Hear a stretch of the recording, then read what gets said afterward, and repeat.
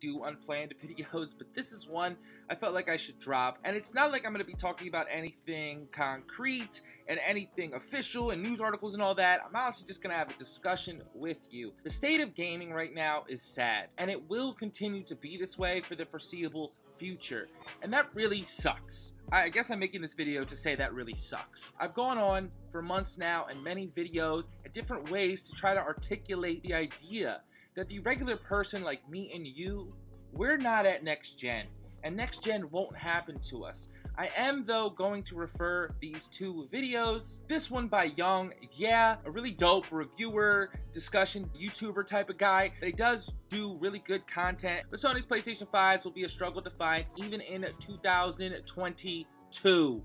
Go check that video out. It is a good video, and there's some really good information and all of that, and I just don't have the energy to do that anymore.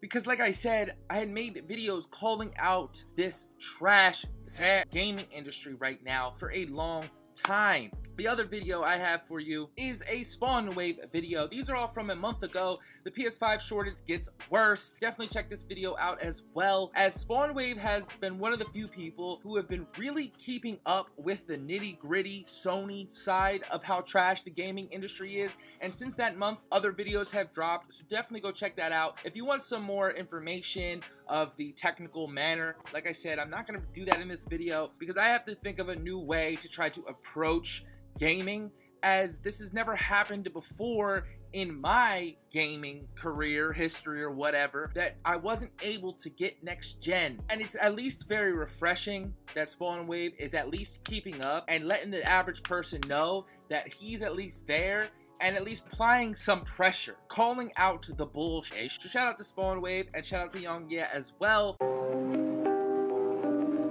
Yo, it's the Grown Kid Talk Show.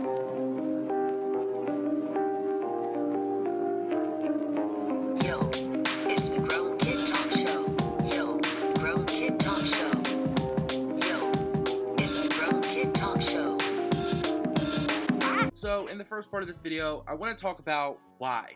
The thing is, we can all go get a next-gen console. Well, I am assuming kind of, if you can pay double the price at least. And there's no guarantees with that either. There's no, return policy. There's no warranties. You can go do it. Go spend all that money. Go do it if you got it. I want to take that risk. I personally don't want to. And I think more now it's about the principle of the matter. I said this in the last video. I'm not getting a new game that should be played on a PlayStation 5. And let me kind of clarify what I mean by that. I mean that Resident Evil 8 looks like it should be a PlayStation 5 game first, and then they have a port over to the PS4. I know that's not necessarily true. In fact, the development cycles probably started on the PlayStation 4 and worked their way to the PlayStation 5. But you get what I'm kind of saying, is that as we keep moving forward, more and more games are going to be PS5 designed first, in mind those players, that system. And I want to play on the best system. Why? Because gaming is a luxury, so I want to enjoy it the best way possible. The second part of this video I want to talk about is, what does this mean for us? What does it mean for us regular gamers? Well, it means we're going to be playing old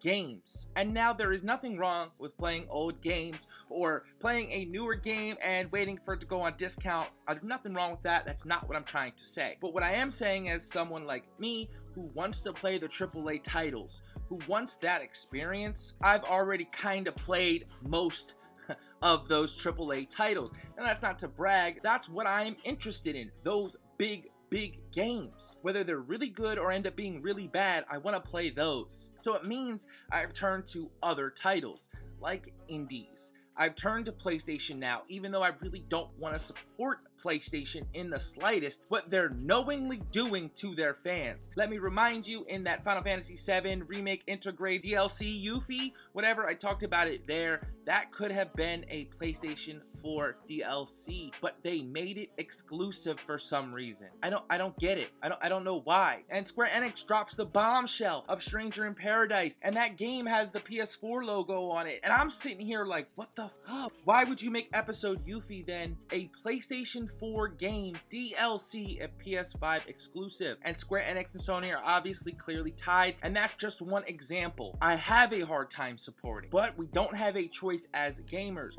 So I turned to PlayStation Now. There's tons of stuff to play, but it does get old. It's very much like that Netflix syndrome, where you're just sitting there and you don't know what to play. PlayStation Now is cool. It is worth the price tag, the price of admission. I was at least hoping that this holiday season would be the holiday season the rest of us can get it. And this conversation also extends to Xbox as well. You know, I'm not personally a fan of Xbox and Microsoft and how they market themselves to their fans and what they ask of their fans and how much their fans take. And I will say this, that it doesn't bode well for PlayStation, because Xbox could suddenly creep in and have next gen ready to go for everybody. They don't.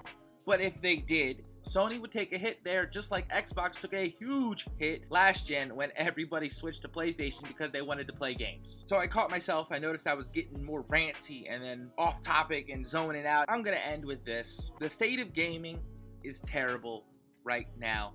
It's trash and has been for a while now and will continue to be moving forward for the regular person like me and like you. And what I'm trying to say is, the people you watch, the people you follow, this is the time to see if they actually care about the gamers, the regular person, the me's and the you's.